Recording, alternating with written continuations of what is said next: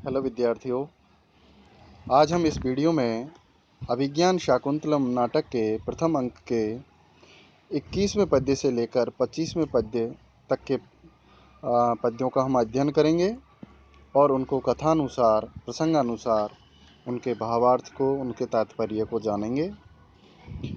तो इससे पहले वाले वीडियो में हमने 20वें पद्य में जाना कि राजा दुष्यंत ऋषि कण्व के आश्रम में जाकर के पेड़ों की ओट में झुरमुट के ओट लेकर के तपस्वी कन्याओं को पौधों में पानी देते हुए जल का सिंचन करते हुए देखते हैं। अब शकुंतला, हम मंच पर देखते हैं कि शकुंतला को एक भ्रमर बार बार सता रहा है और वह उसके चेहरे की ओर मंडरा रहा है, जिसको शकुंतला अपने हाथ से, कोमल कोमल हाथों से बार बार दूर करने की कोशिश करती है। तो वह कुछ दूर जाकर के और वापस देखती है कि यहाँ भी भौरा आया क्या। तो वह भौरा वहाँ भी चला जाता है। तब वह कहता है कि मुझे, अपनी दोनों सखियाँ प्रियंवदा अनुसुईया से कहती है कि मेरी रक्षा कीजिए इस भौरे से। तब तब दोनों सखियाँ उसे मजाकपूर्व में कहती हैं कि अब हम कौन होते हैं आपकी रक्षा करने वाले, क्योंकि आश्रमों की रक्षा तो राजा करते हैं और इस समय राजा दुष्यंत है, तो आप राजा दुष्यंत को ही आवाज़ दीजिए, वही आकर के आपकी रक्षा करेंगे। तो इस उचित अवसर को उनके सामने प्रकट करने का उचित अवसर मान करके राजा दुष्यंत उनके सामने पहुंचते हैं और क्या कहते हैं, इसी के बारे में ये हमारा 21वां पद्य है। क्या कहते हैं कि कह पौरवे वसुमतीं शासति शासितारी दुर्विनीतानाम् अयमाचरति अवन्यं मुग्धासु तपस्विकन्यासु। कह पौरवे वसुमतीं शासति शासितारी दुर्विनीतानाम् अयमाचरति अवनियम मुग्धासु तपस्वी कन्यासु। तो इसको हम देखें कि दुर्विनीता नाम, दुष्ट लोगों पर, शासितारी यानी नियंत्रण करने वाले, दंड आदि दे करके उनको अपने नियंत्रण में रखने वाले, ऐसे पौरवे पुरुवंश में उत्पन्न राजा के द्वारा वसुमती पृथ्वी को शासन करते हुए, अर्थात पुरुवंश के राजाओं का इस पृथ्वी पर शासन करते हुए, क अयम ऐसा कौन है जो मुग्धासु तपस्वी कन्यासु, जो मुग्धासु यानी भोली भाली तपस्वी कन्याओं को अविनियम अपने अशिष्ट आचरण के द्वारा, अपना अशिष्टतापूर्ण आचरण कर रहा है। अर्थात ऐसा कौन है जो भोली भाली कन्याओं को अपने दुष्ट आचरण के द्वारा पीड़ित कर रहा है। ऐसा कहते हुए राजा उन तीनों कन्याओं के सामने स्वयं को उपस्थित करते हैं। इस प्रकार इस पद्य में पुरुवंश के राजाओं की प्रशंसा का वर्णन है, इसलिए अप्रस्तुत प्रशंसा अलंकार है यहाँ पर, और यहाँ पर आर्या नामक छंद है। तो अब हम अगला पद्य देखें। अब जब राजा दुष्यंत उनसे वार्तालाप करते हैं और शकुंतला के बातों में जानते हैं कि ये शकुंतला मेनका नाम की अप्सरा और विश्वामित्र, कौशिक गोत्र उत्पन्न विश्वामित्र की पुत्री है और महर्षि कर्ण इसके पोषक हैं, पालन करने वाले पिता हैं, अतः यह मेनका से उत्पन्न है। तब राजा मणिमम विचार करते हैं कि तभी मैं सोचता हूँ कि ऐसी सौंदर्य पृथ्वी पर कैसे देखने को मिल रहा है। तब इसी की प्रशंसा में राजा दुष्यंत पुनः एक पद्य पढ़ते हैं कि मानुषेषु कथं वा स्यात् अस्य रूपस्य संभवः न प्रभातरलं ज्योतिरुदेति वसुधातलात्। मानुषीषु कथं वा स्यात् अस्य रूपस्य संभवः न प्रभातरलं ज्योतिरुदेति वसुधातलात्। तो अस्य रूपस्य यानी शकुंतला के रूप जैसा सौंदर्य, इसके जैसा सौंदर्य तो मानुषीषु मानवीय स्त्रियों में, मनुष्य योनि में उत्पन्न स्त्रियों में कथम कैसे स्यात् कैसे संभव हो सकता है, अर्थात संभव नहीं हो सकता। क्यों? क्योंकि प्रभा तरलम ज्योति, आकाशीय बिजली प्रभा से उत्पन्न जो ज्योति है, चमक है, वो वसुधा तलात न उदेती, पृथ्वी तल से कैसे उत्पन्न हो सकती है, अर्थात नहीं उत्पन्न सकती। तो इस अभिज्ञान जो शाकुंतलम की नायिका शकुंतला है, इसका जो सौंदर्य है वो निश्चित ही अमानुषी है, अर्थात दैवीय सौंदर्य है। जो इस प्रकार शकुंतला के रूप सौंदर्य की यहाँ पर अप्रत्यक्ष रूप से प्रशंसा होने के कारण यह अप्रस्तुत प्रशंसा अलंकार है, और उदाहरण सहित बात को अब समझाया गया है, इसलिए दृष्टांत अलंकार है और छंद है श्लोक वृत्त। अब अगले पद्य की ओर हम चलते हैं। अगला पद्य है, जब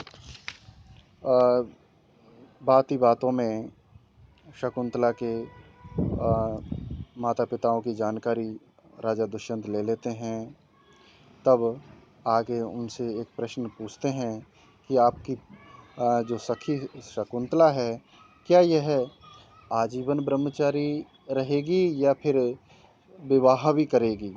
तो इस संबंध में राजा अपनी बात को उनकी सखियों से पूछते हैं। तो इसी संबंध में ये पद्य है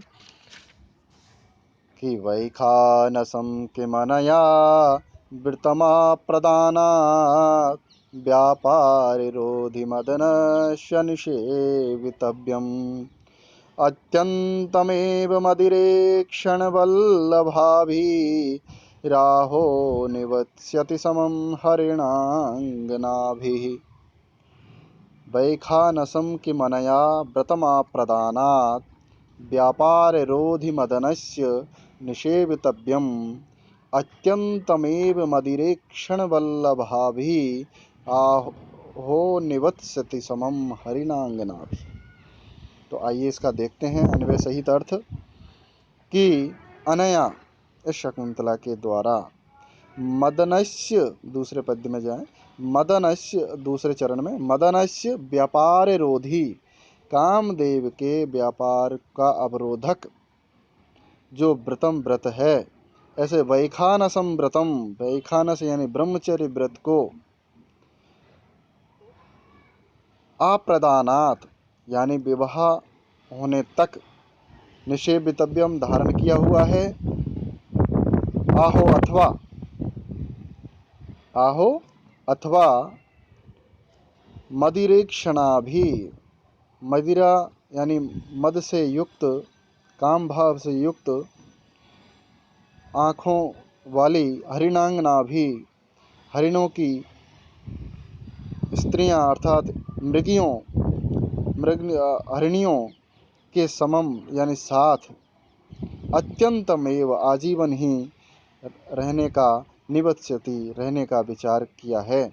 अर्थात आपकी सखी शकुंतला केवल विवाह होने तक ही ब्रह्मचर्य व्रत का धारण सेवन करेगी अथवा आजीवन इन कामासक्त हरिणियों के साथ रहने का निश्चय किया है।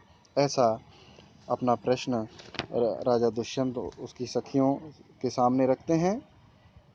इस प्रकार यहाँ पर वसंत तिलका नामक छंद है और श्लोक में विभिन्न विशेषणों के द्वारा अपनी बात को प्रस्तुत करने के कारण यह परिकर अलंकार भी बन पड़ा है। तो आइए चलते हैं हम अगले पद्य की ओर। तो अगला पद्य है, जब राजा दुष्यंत को पता लगता है कि महर्षि कण्व ने इनको उच्च अच्छे वर को देने का संकल्प किया हुआ है, तब राजा मनि मन विचार करते हैं। क्या करते हैं कि भवहृदय साभिलाषं सम्प्रति संदेह निर्णयो जातः आशंकसे यदग्निं तदिदं स्पर्शक्षमं रत्नम। राजा कहते हैं कि हे हृदय, हे मेरे हृदय, अब साभिलाषम भवा, अब आप शकुंतला के प्रति चाहने वाला हो जाओ, अर्थात अब आपको कोई डर नहीं है। क्यों? क्योंकि संप्रति इस समय संदेह का निर्णय जाता है, निर्णय हो गया है। अर्थात इससे पहले राजा के मन में संदेह था कि शकुंतला क्षत्रिय के द्वारा विवाह करने योग्य है अथवा नहीं, क्योंकि क्षत्रिय सामान्यतः ब्राह्मण पुत्री के साथ विवाह नहीं कर सकता था, ऐसा उस समय प्रचलित था। लेकिन इस समय निर्णय हो गया कि एक क्षत्रिय उत्पन्न पुत्री है और इस समय और साथ ही महर्षि कर्म ने इसे उचित वर को देने का संकल्प भी किया हुआ है। तो अब मेरा निर्णय बिल्कुल साफ हो गया है, यह क्षत्रिय से विवाह करने योग्य है, इसलिए तू हे हृदय अब अभिलाषा युक्त हो जा, अर्थात अब आपके उस चाहने पर कोई ऐतराज नहीं होना चाहिए। क्यों? क्योंकि यद यानी जिसको तो अग्निम आशंका से, अग्नि की आशंका कर रहा था, अर्थात यदि गलती से ब्राह्मण पुत्री को और काम आसक्त होकर के यदि कोई चाहने की इच्छा कर बैठे तो वह बहुत ही दुर्भाग्यपूर्ण हो सकता था और मैं महर्षि कण्व के शाप का भागी भी बन सकता था। किंतु जिसको मैं अग्नि समझ रहा था तद वह शकुंतला तो स्पर्श क्षमम रत्नम, स्पर्श करने योग्य रत्न है, अर्थात मेरा इसके प्रति आकर्षित होना और इसे विवाह करने की इच्छा करना कोई गलत नहीं है। इस प्रकार यहाँ काव्यलिंग अलंकार है और आर्या नामक छंद है। अब चलते हैं हम अगले पद्य की ओर। तो अब जब प्रियंवदा शकुंतला के बारे में परिचय दे रही थी तो इससे लज्जा भूत शकुंतला मनी मन लज्जित होती है और प्रियंवदा पर क्रोधित होकर वहाँ से जाना चाहती है और रूठ करके जब जाने लगती है तो राजा अचानक उसको हाथ पकड़ करके रोकना चाहता है, परंतु ऐसा वह नहीं कर पाता।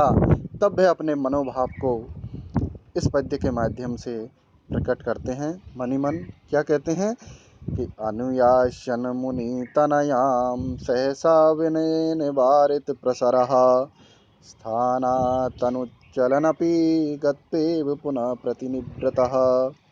अनुयाशन पीछे जाते हुए, मुनि तनिया के अर्थात मुनि तनिया ऋषिपुत्री शकुंतला के पीछे जाते हुआ सा सहसा अचानक विनयेन आत्म संयम के द्वारा, विनम्रता से शिष्ट आचरण के द्वारा वारित प्रसर मेरी गति रोक ली गई, वारित यानी रोक ली गई, प्रसर यानी गति, अर्थात उसको हाथ पकड़ के रोकने की जो चाह थी वो मैंने अपने आप को रोक लिया।